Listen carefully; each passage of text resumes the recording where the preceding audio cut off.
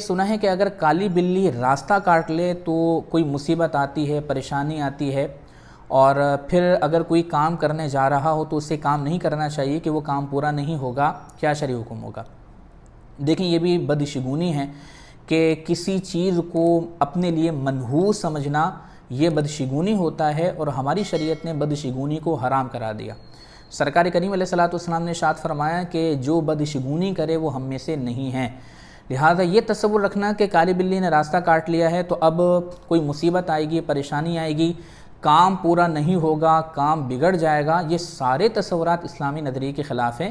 لہٰذا اگر کالی بلی نے راستہ کاٹ لیا ہے تو آپ کام کرنے اب ضرور جائیں، اور شیطان کے اس وسوسے کو دور کریں اور اس جہالت کا خاتمہ کریں کہ اسلام نے کسی بھی چیز کو منحوس قرار نہیں دیا۔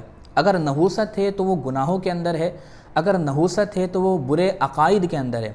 اس کے علاوہ کسی بھی چیز کو منحوس سمجھنا، کسی وقت کو، کسی جگہ کو، کسی شے کو یا کسی ذات کو منحوس سمجھنا، یہ بدشگونی ہے، اور بدشگونی ناجائز اور گناہ ہے۔